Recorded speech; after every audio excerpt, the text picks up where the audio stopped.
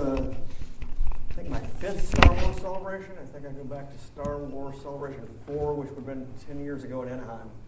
And what I was doing for Star Wars back then was writing comics. And I am continuing to write some comics, and we'll get into some of these here shortly.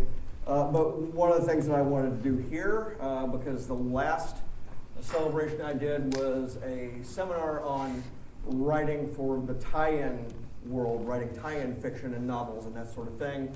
Wanted to do something a little bit different this time because I have, again, written over 100 comics, and it's really hard to actually categorize these things after a while because sometimes they start as comics and then they become graphic novels and then they get put into larger compendiums. And before long, you have so many different books that you don't know how many to say that you have. Probably most known for the novels that I've written is in this room and in the most recent 4 or 5 years, because that's what I've been focusing on. Star Wars Lost Tribe of the Sith and Star Wars Knight Errant are both projects where I did the comics and the novels simultaneously or in sequence. I did comics for both of those. Kenobi is clearly a novel that you may have heard of. That originally began as a comic book. I was going to write that as a graphic novel for Dark Horse. And it just got longer and longer and longer as I wrote the plot, and I decided, well, I'm going to wait until I can write it as a novel. But that particular incident taught me something, and as we get into plotting here, because that's one of the things that I want to talk about, you'll realize one of the most important things in comics is what will fit. New Dawn, most recent Star Wars novel, which has also been compiled or in a compendium. It's been combined with the Tarkin novel by James Luceno in Rise of the Empire, along with a short story that I did for that exclusively. And the most recent thing, or not the most recent thing, the one thing that I have that has been announced that I can talk to you about just real quickly, the Certain Point of View compendium. That comes out, it's an anthology of stories from 40 different authors, all tying into the New Dawn, not New Dawn, New Hope movie, episode 4. We just called it Star Wars. I don't know about you when it came out. Episode 4, and we're all telling stories, tying into different portions of it, and there are many familiar names for people who have been reading Star Wars novels over the years, writing these things, but then there's also a lot of people doing some things for the first time. Meg Cabot, who writes the Princess Diaries, a number of other high-profile authors are going to be in this project. This comes out in October, and all I can say about it is that my story is set on Tatooine, which is... so again, I've written Star Wars prose, but I've also written prose in a lot of other franchises. I noticed we have a couple of people dressed in Star Trek uniforms here today. That's actually where I have been. If you've wondered where I've been on the novel scene in the last year and a half, I wrote a trilogy for the 50th anniversary of Star Trek that came out this past fall called Prey, which was all Klingons all the time. Yes, I had to go get somebody to help me with the Klingon language. There actually are people who teach that for a living. It's kind of cool. And I have also written in prose in my own worlds like Overdraft. And most recently I've done some prose in the Halo and Planet of the Apes universe. And again, that's what I've written on the prose side. I've also written, however, a lot of comics, and comics are where I got my start. I started collecting comics at age 6. I started doing my own comics at age 6. And over the years, I've had the good fortune to not only work the first decade of my career as a comics journalist for Comics Buyer's Guide, but that led to me getting a chance to pitch for Marvel. That series there, Crimson Dynamo, was sort of my demo reel that I did for Marvel about almost 14 years ago now. That got me the chance to write Iron Man. Iron Man got me the chance to write Star Wars, and then Star Wars got me the chance to write just about everything else. And so that has included things like kids comics like The Simpsons. It has also included video game comics like Mass Effect, Smite, Most recently, I've been doing Halo comics. There's a graphic novel, Tales from Slip Space, that is just now out. And I have even ranged around to do things like, for the Indiana Jones, I did the adaptation of the Kingdom of the Crystal Skull, and have even, just to stretch a bit, written some Conan. So this is the fun thing about comics, is there's 500 of them coming out a month, and so there's always a lot of different projects that you can get involved with. However, the ones that are most relevant here, of course, are going to be our Star Wars comics that I wrote. Again, as I said, tied in with one of my trade paperbacks, which originally was actually one of my short story collections.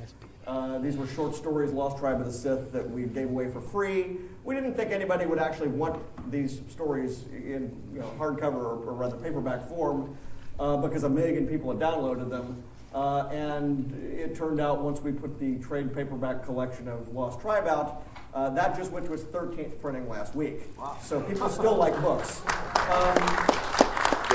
But for Lost Tribe of the Sith, I got to do a thing for Dark Horse where we did a graphic novel where we actually got to show the characters. And that was fun because we got to do a whole new design for everything, because that was a planet on which there was no metal. So everything is, all except for the lightsabers, that's the only metal on the planet. All the daggers are made out of glass. All the outfits are made out of leather. That was a lot of fun to design there. Knight Errant is another one, again, as I said, based on, it was something where I wrote the comics and the novel simultaneously. This was about a Jedi who is trapped alone in Sith space, and yet is willing to go out and work that territory and try to save as many people as possible, even if that means dressing up as a Sith herself to try to get things done. And we did 3 graphic novels of that. Both of those books are available on Marvel.com at the moment digitally. We're hoping to get the actual, the in-print, get them back in print again soon, one of these days, or I am hoping for it. The one probably everybody is most aware of, however, Kara Holt is incredibly competent. Zane Carrick looks a lot more competent there than he actually is. The Knights of the Old Republic series I wrote for about 6 years in varying incarnations, and it has just now been reprinted by Marvel Comics in not just the first volume, but the second volume has just come out as well. Zane looks far too competent there. Normally he's running from people, so that's probably a better look for him. Or perhaps being there right at the beginning of the Mandalorian Civil War, or Mandalorian War. Things are obviously going wrong all the time in Zane Carrick's life. He has bad luck on a regular basis, and that is one of the fun things about that series. And as I said, it is coming out in these nice big new editions again from Marvel. And what's great about it is Marvel is including a lot of the stuff that Dark Horse did not when it did its reprints. Dark Horse did just the comics. Marvel, in its big epic collections, has included both the text pages that I did, and this latest edition includes the handbook that we did that was never reprinted anywhere. Where's my Zane Carrick costumer? Right there. You have this book yet? Not yet, no. I had all the comics. I didn't know they added more. Oh! Thank you! It pays to dress up.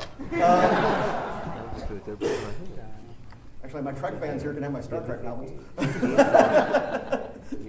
Anyway, so I've written a lot of comics, and most of them have been Star Wars. Probably about 80 out of the 120 or so that I've written have been Star Wars. Several thousand pages of comics. And people obviously want to know, they want to know how do I do Star Wars comics, but they also want to know how I do comics in general. And this is the trick. The format for writing a comic book, it depends on the individual publisher's workflow. If you are doing a webcomic, if you're a self-publisher, you can do it any way you want. You can do it whatever order you want. You can come up with your own homebrew thing. In fact, if you're doing a comic book for Image, where you're just paying them a fee, or rather you have a contract where you're getting to use the image logo. All they expect you to do is deliver them the files. And they will publish your comic book at that point if they've agreed to take it, which is another whole thing. I'm not going to get into that. But for most of the major publishers, the formats for writing comics depend on the particular publisher's workflow. The first format that is fairly famous is the Marvel method. The Marvel method, as you might guess, is based on Marvel Comics. And the fact that in the 1950s, 60s, 70s, the Marvel offices in New York City had what they called a bullpen. And in the Marvel bullpen, all of the artists were in the middle someplace, and all of the editors and the writers, that's Stan Lee and Jim Shooter there with Al Milgrom, would be able to go over and talk to them and give them notes or compare ideas or shoot things around. This was in the 1950s, 60s, 70s, when real estate in New York was cheaper. And what happened in the Marvel method is the author would write the plot. And in these days, the plots were just very short, like a single page. Stan Lee was writing every Marvel title, including the romance comics back in the day. He was writing a dozen comic books a month. And what he would do is he would take that one-page plot, and he would give it, through the editor, who was him, to the artist. Usually Jack Kirby or Steve Ditko or somebody like that. And then from those very brief notes, a single page, they would write, and the artist would draw everything. The artist would draw the entire story, and at that point it would go back through the editor to the writer again, and the writer would have to figure out how to actually make what the artist drew make narrative sense. And then it would go to the lettering stage. One of the things about the comics in that day and age is, first of all, the boards, the paper they were working on was much larger. So there was a lot more room for words. Also, because it was done in this process where Stan was writing the plot, the artist was coming up with everything visually, and then Stan was having to make sense of what the artist drew for the reader, sometimes explaining what was happening. You will note that the early comics from the 60s and 70s are extremely verbose. We counted the words once. In all the Spider-Man comics in 1964, the average Stan Lee Spider-Man comic book drawn by Steve Ditko had 6,000 words. The average comic book that J. Michael Straczynski wrote in 2004, 40 years later, for Amazing Spider-Man, had about 1,600 or 1,700 words. Now that, you can still, this promotes arguments all the time. Well, fewer words doesn't necessarily mean it's a worse story. Well, that's true. On the other hand, what I could point out in the other direction is it cost you 1 cent for 500 words in 1964, whereas now that same penny gets you about 4 words in comics. So it's inflation has gone up a bit. Anyway, using the Marvel method, there are some advantages to it. More dynamic collaboration, particularly if the artist is able to take the story in directions you never imagined. Doctor Strange. Stan Lee wrote these plots for Doctor Strange, and Steve Ditko had these crazy ideas of what the netherworld looked like and what the nightmare dimension looked like, and they went in lots of different directions that I don't know that Stan actually imagined. And then Stan was able to fill in all the blanks and write all the spells by the Dread Dormammu and all of that. And he was able to kind of enhance it. So the artist's storytelling role increases. It's easiest to use when the writer and the artist are near one another. Disadvantages are it's harder to coordinate between creators who are in different regions. The artist could not figure out. The artist might not figure out what you intended when you're writing that just short plot. The artist might go off in some direction. You have no idea what they're doing.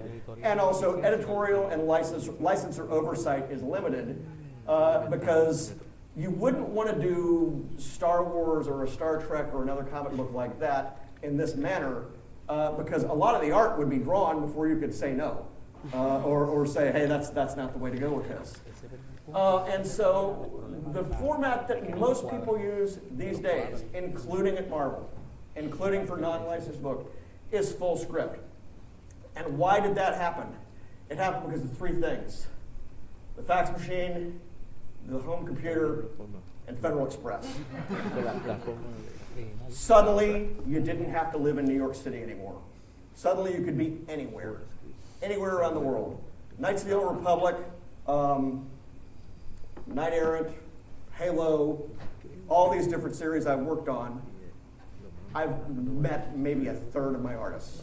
Most of them don't even live in the United States. And that is a good thing, in a sense, because we can draw upon a large world of talent. But the downside is that you will find that in modern, particularly in Star Wars comics, there's only one duo, really, that's been working in Star Wars comics, collaboratively over the last decade, and that was John Ostrander and Jan Dursema, because they had just worked together already for years and years. I almost never knew who my artist was going to be from issue to issue to issue. Fortunately, they were able to sort of pair me up with Brian Ching for a good long while, and that was a good thing. It's a different kind of an animal, because in this, we start with the plot. I write the plot. The plot is a several-page thing saying what happens in the story. I send it to the editor. The editor tells me, okay, it's approved. Go write the script. I write the full script. Send it back to the editor. The editor sends it to the artist. Sometimes it's one artist, sometimes it's two. Pencils and inks, or pencils, inks, and digital coloring. And then it goes to the letterer.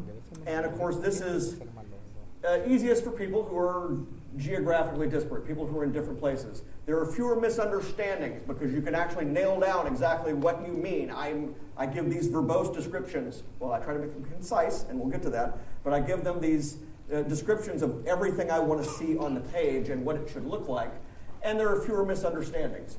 There are still some misunderstandings. The famous one that Peter David talks about is when he told the artist to make sure to leave room for the balloons. And he meant the word balloons, but suddenly there's a bunch of balloons in the sky around Spider-Man. There was another one, and this was a language thing. When I was writing Iron Man, my artist was in Argentina, and he did not speak English natively. He had a translator for everything.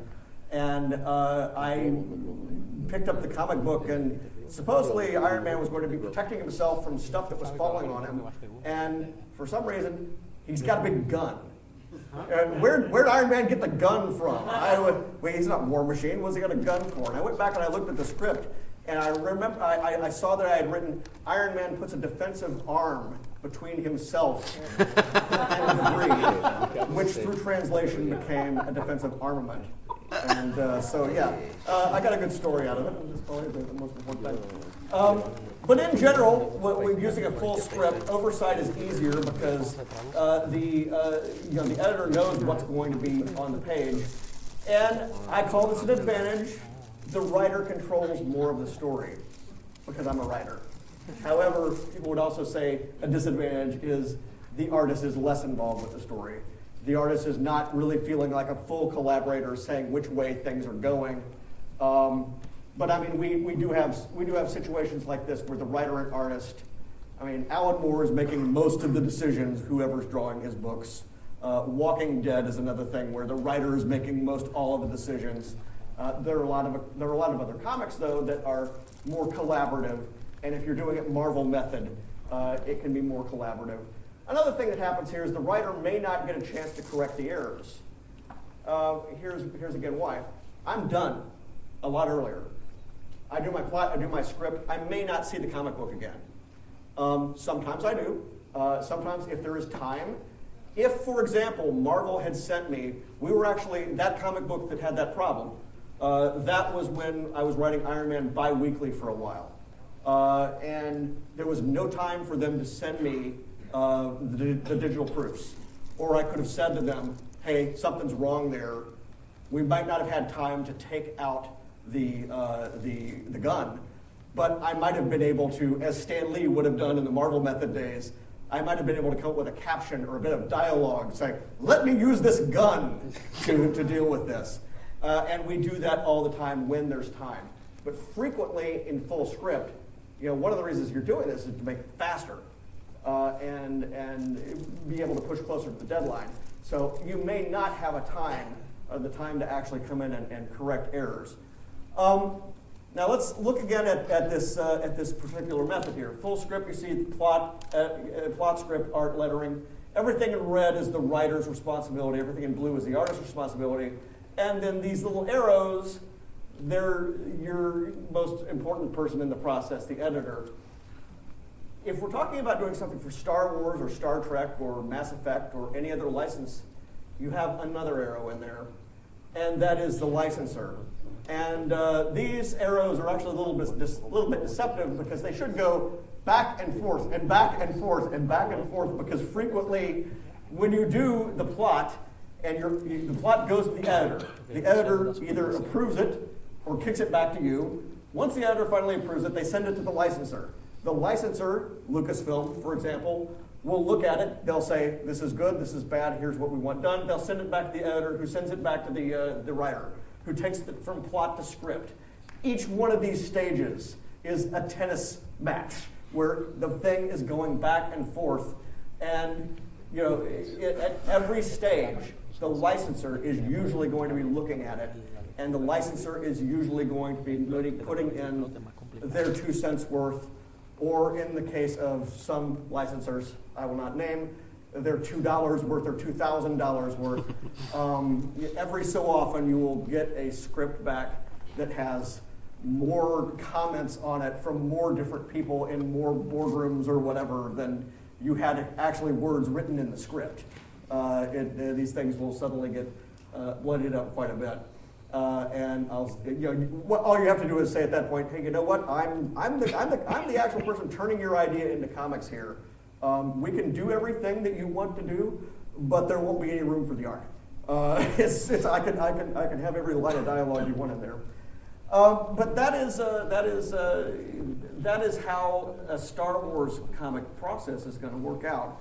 Let's look at a full script, and we're going to go with a sample issue here.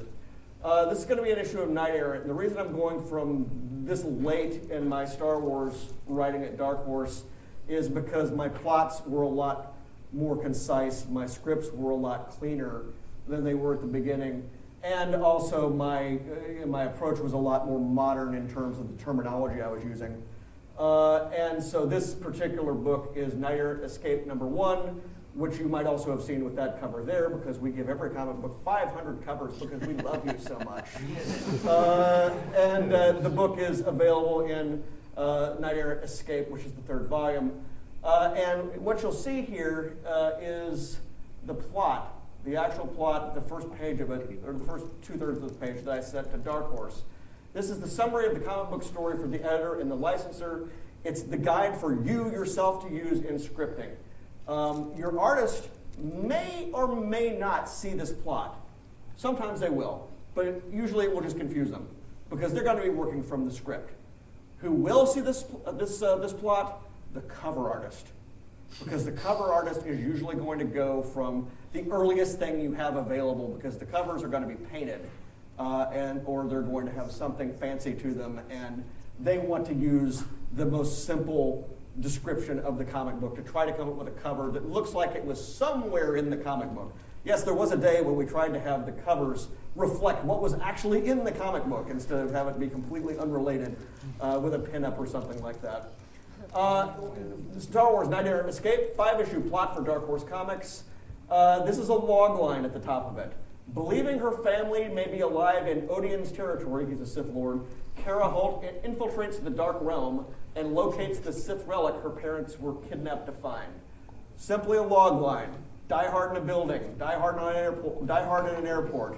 The Hunt for Red October with Picard chasing Riker. That's one of my other novels.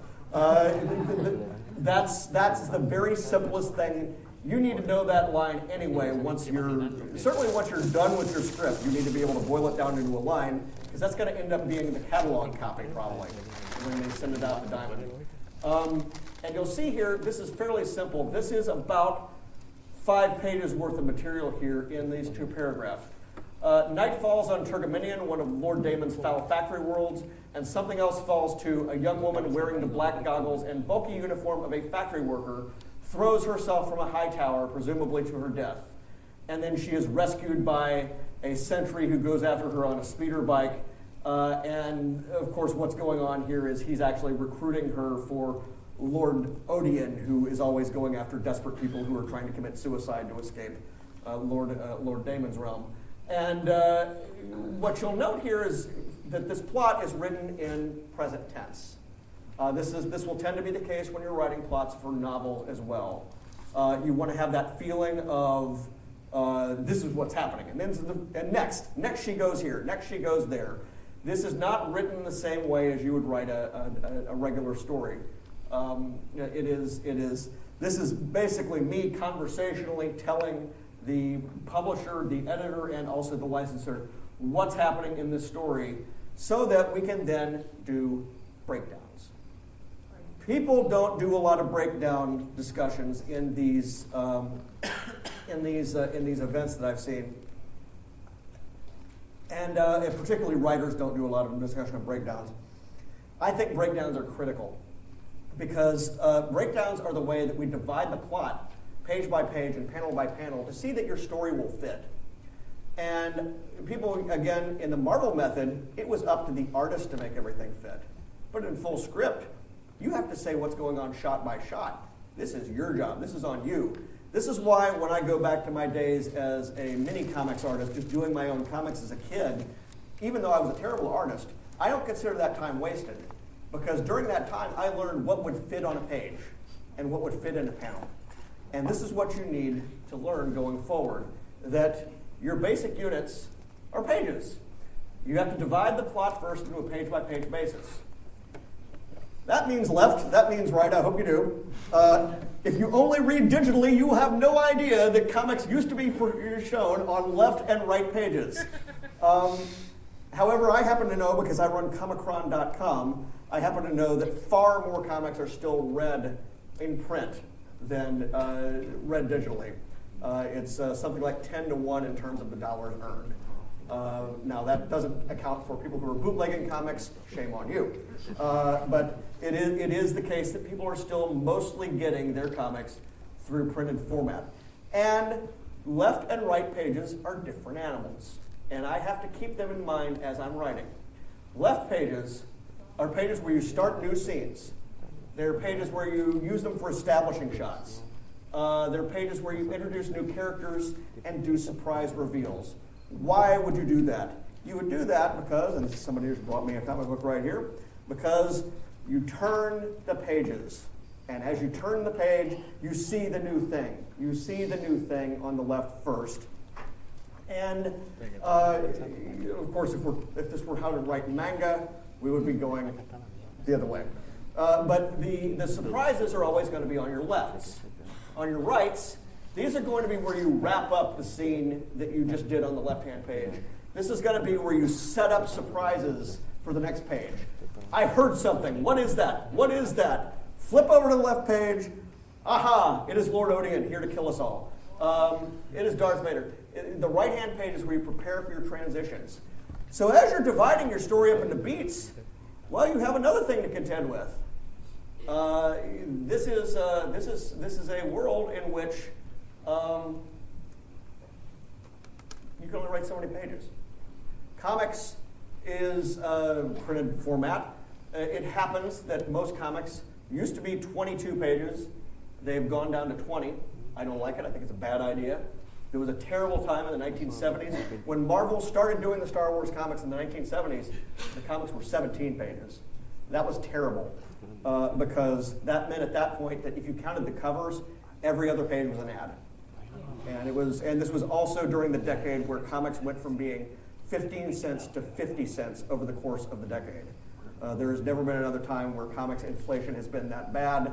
Go to my website, comicron.com, if you actually want to see my page on how comics prices really have changed over the years. But again, when you start out, you will be told a number by your publisher. Or if you're doing your own comic book, you will know pretty much, I can only afford to do a 24-page comic book or a however many page comic book. And you'll know right away, I got 1, 2, 3, 4, 5, 6, 7, 8, 9, 10 double-page spreads, plus a left, plus a right, plus a left. Or in this case, you've got 9. And that actually kind of divides up fairly neatly into there's 3, there's 3, there's 3. That's a 3-act structure, plus a cliffhanger and an intro page. So you can't try to do any more in your comic book than is going to fit in these pages. And that first page actually is kind of double duty. It's both a left-hand page and a right-hand page. It's a left-hand page in that it's a surprise page because you're opening the comic book cover and boom, you can have a big event there. But also you have to set up whatever surprise is on page 2. So that one's a bit of a hybrid. Well, what should go on a page, John?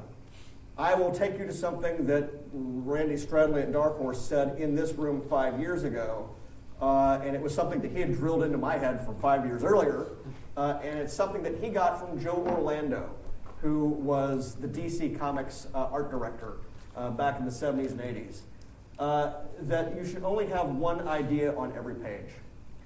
And this is so important, I think this is the number one commandment that I've ever learned with comics. You can tell an amateur comic when there's all sorts of things, especially if going scene switching on the same panel. If panel 1 were on Coruscant, panel 2 were on Tatooine, and panel 3 were in space, you would have a lot of stuff going on, and you wouldn't necessarily be able to follow it so well. Or if you had a fight scene in the first 2/3 of the page and conversation in the second, or in the next section, that also would sort of not be the best use of your space creatively. So, for example, this is from that Knight Errant issue. This is pretty simply Lord Odion showing everybody this mystical Sith helmet, his spear and magic helmet. And what is this page about? This page is about, hey, look here, I've got this magic helmet. I love this magic helmet. Kara Holt in disguise is regarding the magic helmet. This is the magic helmets page. Nothing else is on the page. I promise you on the next page they're discussing something else. On the previous page somebody was telling a joke. None of that is on this page. None of it belongs on this page. And so that is the first thing Orlando had said to Randy that he said to me. Second one was one event per panel. Again, critical. Only one thing really can happen in a page or panel. Another rookie scripter's move is to say, all right, in this panel, Indiana Jones punches the German, and the German falls back and drops the grenade, and the grenade rolls over, and no, that's 1, 2, 3 actions. There's a lot of stuff going on there. You can't do all that at once. So this is a fairly busy scene out of Knight Errant. I picked this one out on purpose because this is an action scene. This is Kara Holt's troops charging another group of Sith.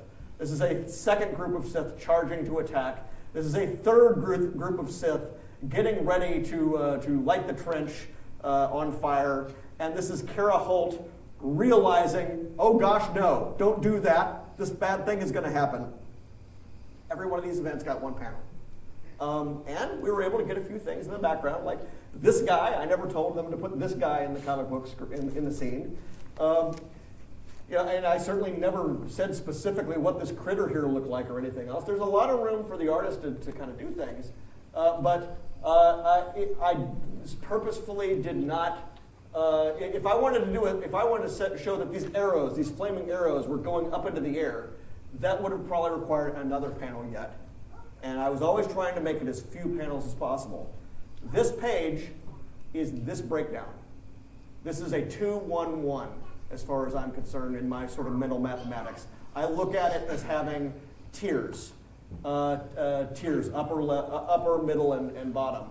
Panel breakdowns tell the artist what the important images are, what happens where, and critically, where the dialogue goes. And the artist will deviate somewhat as opportunities dictate. let's go over real quick some of the obvious types of pages you can deal with. Splash pages, one panel, entire page. This is going to be your first or final page. These will be action scenes, large establishing shots, cliffhangers, anything where you want to punch the reader in the face, grab them by the collar, and say, "Hey, that guy's stealing our ship." And let me tell you a little secret. You, writer, you get paid as much for this page as for anything else you do. Which is one reason why in the early 90s, the number of panels per page dropped to there was an issue of Captain America I counted that in 22 pages had 35 panels. It was fun for the artists because in that era everybody was doing giant pinups, but it was a lot of fun for the writers. I knew one writer that was editing comics and writing 9 comic books a month, and that's if you want a job, you need to be on the artist side because the writers can hog a lot of jobs at the same time, particularly if they're writing this sparse. You will not use this too much, and there is a model of comics page that we don't use at all anymore, and that is the double page spread. Why is the double page spread gone? Anybody? Digital. Digital. I've got many beautiful double page spreads in my Knights of the Old Republic, Knight Errant, other runs like that. They look like postage stamps on your digital device, or you have to flip it around or do something like that. I remember thinking, the day that the iPad came out, we thought, finally, something is actually a killer app that will allow digital comics to come to be useful. This is going to change everything. And I said, yeah, what's the #1 comic book this week? It was the issue of Blackest Night by DC, which had a double fold-out page in it. That thing looks like a bookmark when you actually look at it on your screen. So you can still do some cool things with paper. But yes, they tend to have us not do double-page spreads anymore because they just don't work. I always think of pages in terms of 3 tiers. You will see pages in comics that will have 4 tiers, 2 tiers, whatever. I think in 3s because I kind of think cinematically creates a basic structure for what's on the page. Those 3 tiers can be sort of 3 cinematic panels. That's about the minimum you want to do. This is, again, Knights of the Old Republic. This is the 2 Momo brothers starting to argue with each other.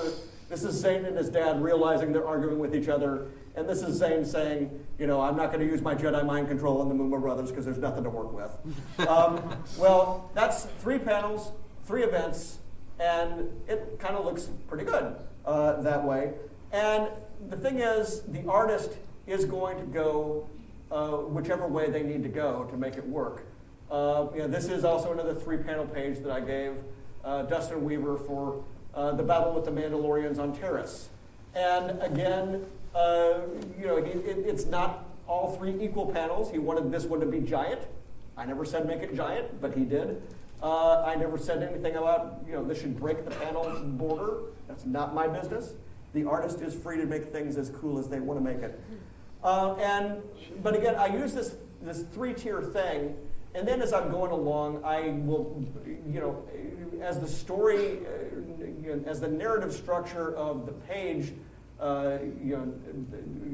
tells me to, I'll say, okay, this is going to be a 3-tier page with 1 large panel on the top, and then 2 equal-sized panels on the second and third tiers. And there will usually be a good reason for me, story-wise, to say why I'm doing it like that. This is, again, another page from Knights of the Old Republic, where we have a large establishing scene on top, where we are realizing that the idiot Momo brother bounty hunters are hiding in the woods. And then we have a joke, where they start talking to each other, and they, they speak to one another. There's a beat, and then there's a response. Because of how this particular page was going to go, I said that this is the way to do it: large top panel and then 2 smaller panels on the bottom.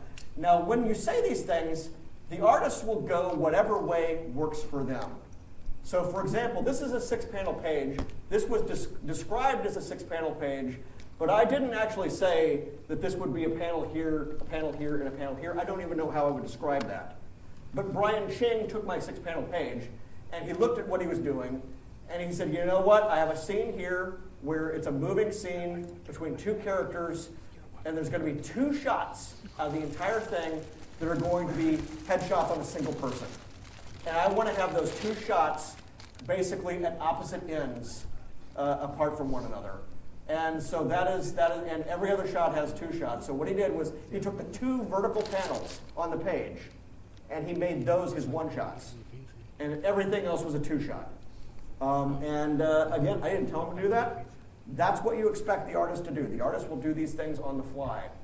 If the number of panels on a tier is important, emphasize that to the artist. Say you're going to do it my way here for this. And where I will usually let them do whatever they want is in a combat scene, because they know better than I do how to do a combat scene. But I usually will really be hardcore when it comes to jokes, because I know how to do jokes. And jokes, to have them work, almost always need to be very visually simple. Charlie Brown and Linus at the wall. Exact size panels. So this particular time, I knew I was going to do a bit where the Griff was going to be talking to the Mumo brother, one of the Mumo brothers, I can't remember which one he is. And the Mumo brother was going to have to think really hard about something. And he was going to have a problem thinking really hard because he's stupid. And so I said, I want these 3 panels to be in the middle. I want them equal sized. I don't want you going out for a long shot in the middle of this or to a different size panel. I've had that happen before, not on necessarily Star Wars, but on other books, where I've had a joke that has been broken up because the artist got happy with the camera. And I said, no, this is simple. This is just about a stupid Mumo brother. So here he is trying to think. And it wouldn't have worked if it was anything else like that. In the story, as it's going along, it's like, no, I don't know. I don't get it. So anyway, yes, you can be specific with your artist for really important things. And sometimes the editor will overrule, or sometimes the artist will do what they're going to do anyway. Pages can also be divided other ways. They can be divided into halves.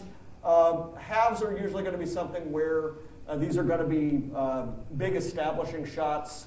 You don't have a lot of pages to work with, so you don't want to burn too many with something like this. I'll tend to use it when there's a long establishing shot followed by an action panel. Here, for example, again, back from Knight Errant. This is what's going on in space over the planet, and this is the battle that's on the planet. No reason to do any more than 2 panels on this page. It was the establishing thing. You've always got to establish where you're at. I could do it in the other way. I can do a reverse like that. I can do it half and half. Here's a Knights of the Old Republic panel where the sky bridge is blowing up, and then we show the chaos beneath. We couldn't figure out whether it would be better to make one larger than the other. So we decided to go with half and half. Like anything else, these tiers can be subdivided.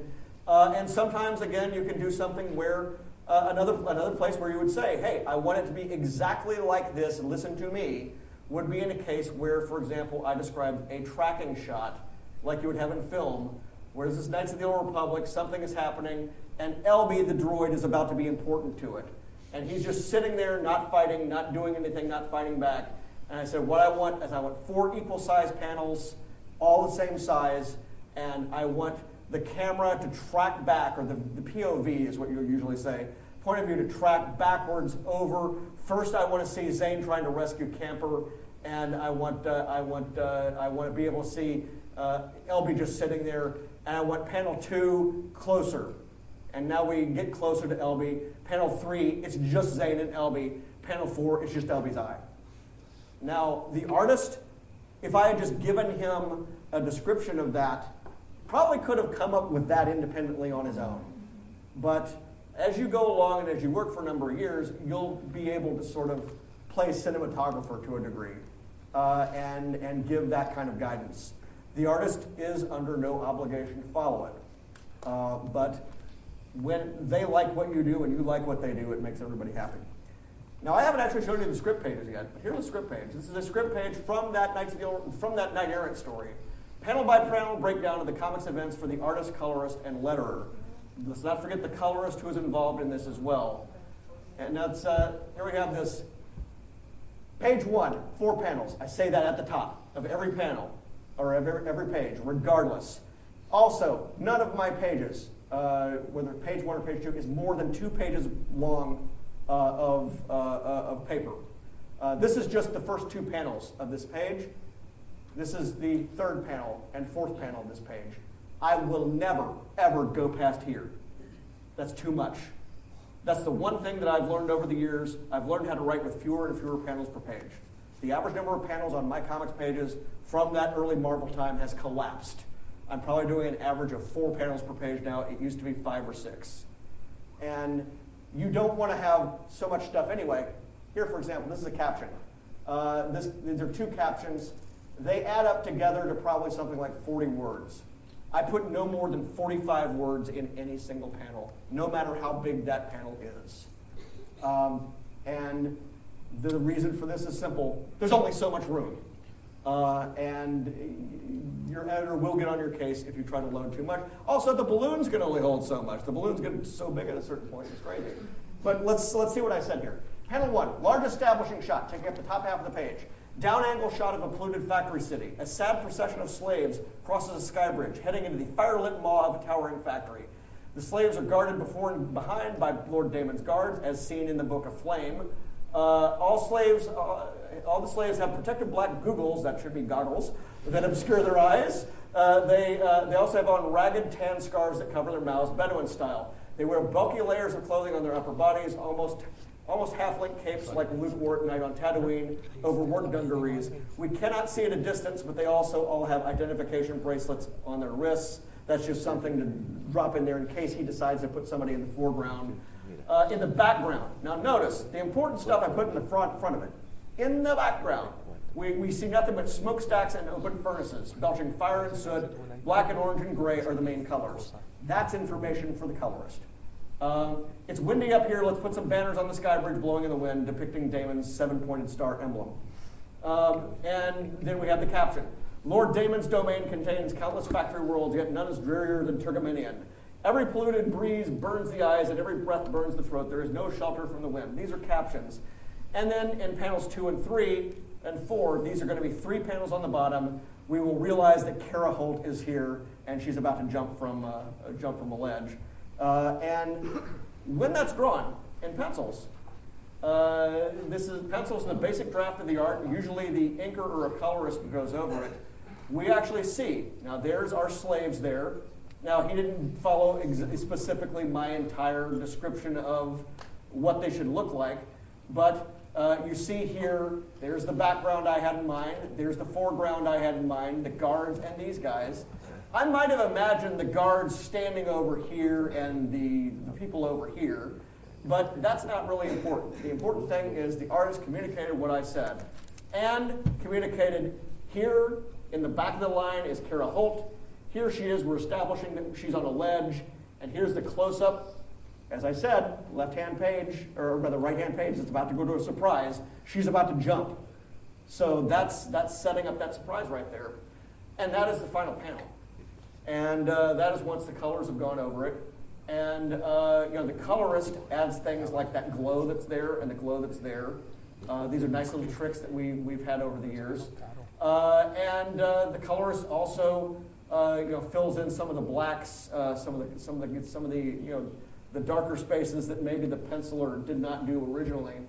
And also at the same time, in a different place, the letterer is putting on a different layer of the PDF, is putting in the words. Who decides where these words go? That's the editor.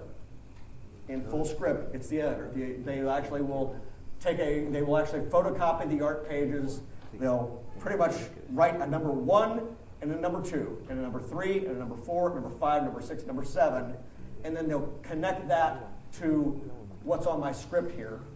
And at least at Dark Horse, the letterer actually copies and pastes. Copies and pastes.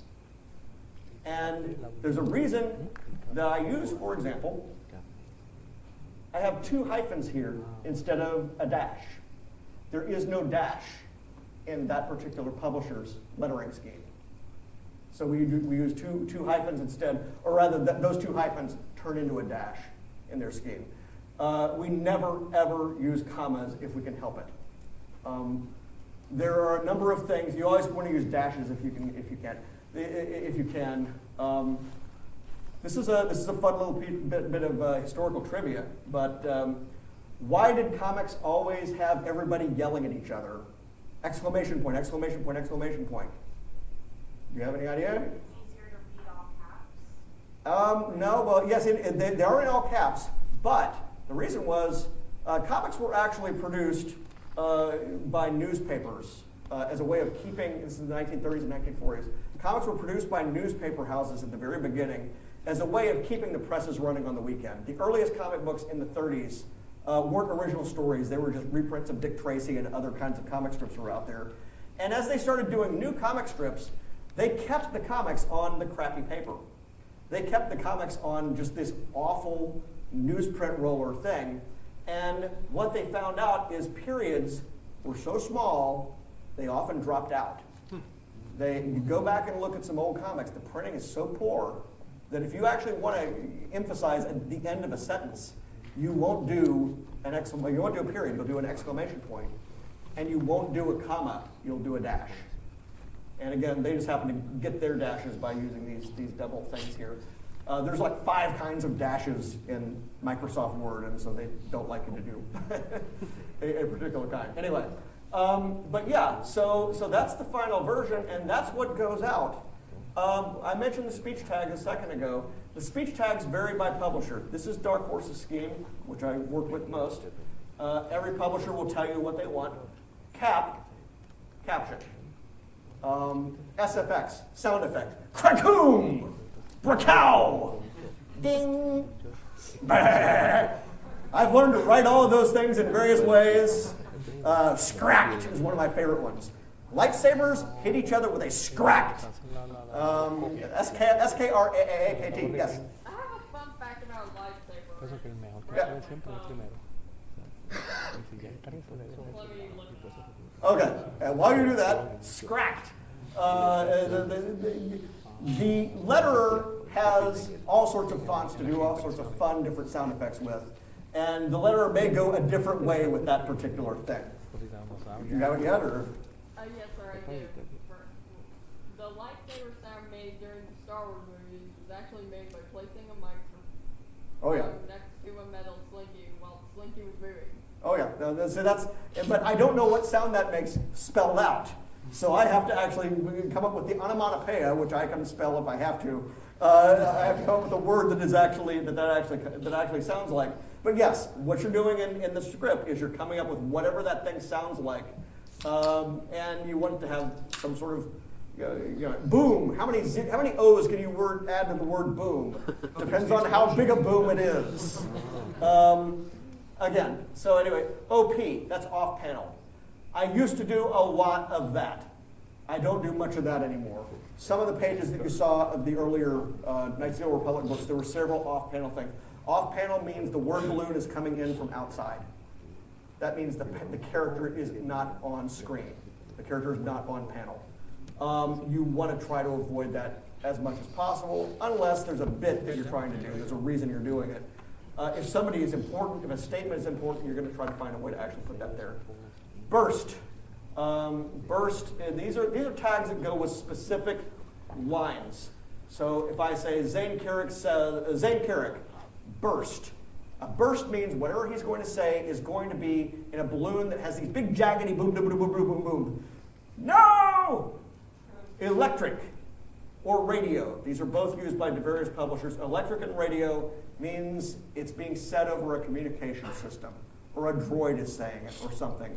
What that will get you from your letterer is you'll get a jaggedy pointer coming from the word balloon. And this is not a lettering seminar, but there are all sorts of different ways to depict that. And I use these a lot.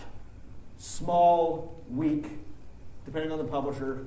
What that is that means I want you to take this line and keep the word balloon the same size, but I want you to shrink the copy, the dialogue, make it small, make it italic.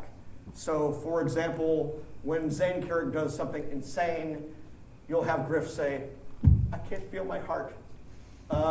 Or, oh no, not again. And that will be small, weak. Or if a character's dying or something like that, you'd have them say that. And so, as I say, lots of different kinds of speech tags available. Let's quickly get on to just a couple of last little bits of wisdom with regard to dialogue. Speakers in your panel, when you're doing that scripting, should appear in the script from left to right. So when I wrote this script page here, where Kara is talking to this guy, she is actually, I mentioned her first because she speaks first. I mentioned him second in the panel description because he speaks second. I mentioned her first in this panel because she speaks first. I mentioned him second because he speaks second. Rookie move is first person who speaks being on the right. Because again, the artist is going to compose the page pretty much in the order that you suggested. Kara on the right, the guy on the left, or whatever. You know, if you mention Kara and Wayman, that's that guy's name, he'll draw Kara and Wayman in whatever order. He's not going to look at the dialogue to see that her line comes first. You'll often get this thing where, they'll be talking, but his line will have to be up here somewhere, and her line will have to be over his back someplace. And God forbid you have some of these where the balloons are just all over the place. The person has no idea what to read and in what order.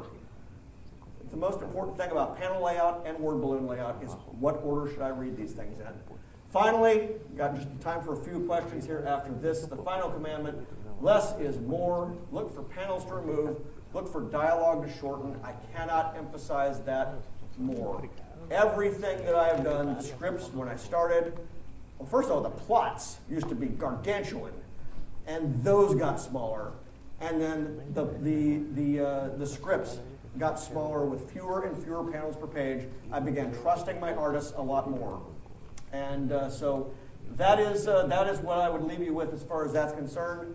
You can find notes on every comic book that I've ever done on farawaypress.com and also all my novels. And also, as I mentioned, I run a website called comicron.com. It is the world's largest public database of comic book sales figures. It's got historical pricing information. I was on NPR's Weekend Edition last week talking about comic sales. It's just something that goes back to all my days earlier, and I continue to do that. And I want to thank you for listening to me, and I'll take any questions here. We've got about 5 minutes. Right here. You mentioned that if there's an issue with the art, like an error or something, you can sometimes address it with dialogue. Just cover that. I'm wondering if you have any of your favorite examples of doing that. Well, there are ones that I haven't been able to fix. I've done a lot of things where a plant has too many moons, and we've actually been able to go back in coloring and knock the moons out.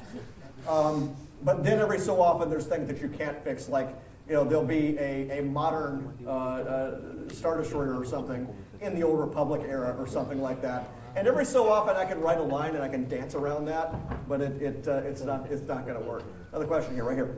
What's your advice? I'm a screenwriter. Yeah. There's a script that have sci-fi superhero. I want to do comics. What's your advice to only like make comics, but that doesn't really go for Yeah, it's again, if you're going to write a script, if you're going to write a movie, write a movie. If you're going to write comics. You're going to have to rethink it to make it fit in whatever thing it is. And before I forget, because I will forget, I am doing a signing as soon as I leave here downstairs at the Random House booth, which is I think 2522 or something like that. And we're giving a free copy of A New Dawn to everybody that comes by while it lasts. So yes. How long have you been writing how long have you been writing for Star Wars and other franchises? The first Star Wars comic I did was an issue of Star Wars Empire. That was 2004 that I wrote it. Came out in 2005. My first professional comic book, that Crimson Dynamo back there, that was back in 2003. But I was doing my own comics, as I say. I got a folder full of the comics that I did as a kid when I was 6, 7 years old. Right here. Yes. Yeah. So I'm training Bill Kenobi. I was really brilliant book. Oh, thank you. Trained Kenobi in Order 66. So I'm kind of curious. You can go into more. I'm kind of curious. What do you think happens on Eileen after her departure from Tatooine to all of them? On my farawaypress.com site, I have an essay page on Kenobi where I answer one of the burning questions that people have about that. And because there are sort of hints in there about what may happen. Yes. Right here. Yeah. When you're starting a new series like Layer and with the original characters, Yeah. is there like a concept art stage? Yes, there was a concept art stage with where the artist and I figured out what the character should look like, what the costume should look like, what species people should be. It's still right here. With your series and stuff like that, when you're starting your new Yeah. character, do you send like reference arts to anybody? Yes, I do. When I was writing the Iron Man series, I was frequently sending reference art for all of the big planes that I was crashing into buildings, and what the planes looked like and what the buildings looked like and everything, down to Argentina. And I actually started putting at the bottom of my emails, hey, all you guys from the National Security Agency who are reading this, it's just a comic book, I'll send it to you. But yes, I do send references at least to the editor, and maybe the editor will send them on to the artist. Yes? You mentioned that you did like stuff when you were a child. Yeah. I did the same thing. These guys both also did the same thing. Cool. I kind of fell away from it. What would you sort of tell a young kid who's interested in that, as far as like advice from someone who has succeeded? Yeah. What I did was I did my own mini comics, and these were folded over pieces of paper that people would actually photocopy and then mail them back and forth to each other. If I were doing it again at this age now, I would be doing a webcomic because anybody can publish anything and have it seen that way. That would be the thing to do, right there.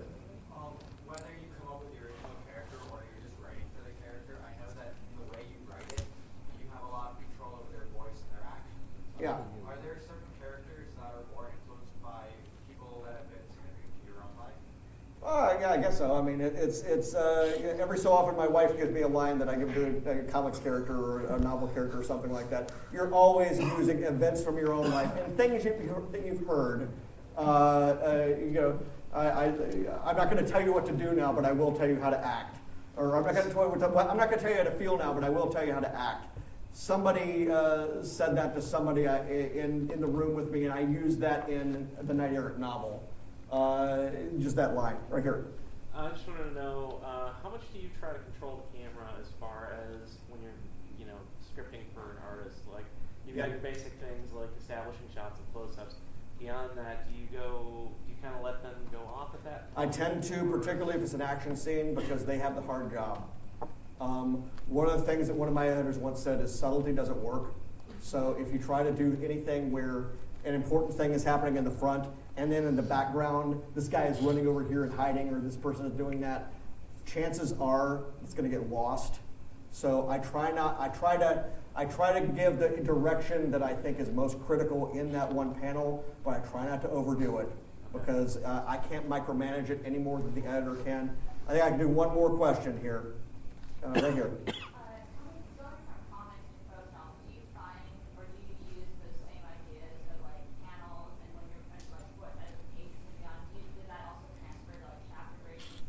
Oh yeah, well I'm always conscious of my chapters, and in fact, as I said, the most recent thing I've got is the Star Trek trilogy Prey, of which these two young ladies can have books here, because they're the ones brave enough to wear Star Trek material in here. And you can have the Kenobi novel for asking the question. Anything I don't have to carry through the airport. I'm one of the things that has happened to me as I've been a prose writer is my chapters get shorter and shorter and shorter. I'm now doing 1,300 word chapters, and I think that's probably ideal. That is about the length, because Amazon actually tracks this. They know how long you're reading. That equates to how much somebody can read in about a 5-minute span on a bus, on their Kindle. And they're good chunks for me because I can write probably 2 chapters like that in a day, 3 chapters if I'm in a crunch, 4 chapters if I'm really, really in trouble. And that just works out to be 1,300, 2,600, 3,900 words a day. And so that's not so bad. All right, as I said, I'm going to be down at the Delray booth. We're going to be giving out copies of New Dawn. If you don't have one already, if you do have one already, get it for a friend. And I appreciate all you guys coming out. And as I said, definitely take a look at my websites. And I have bookmarks up here as well. So thank you.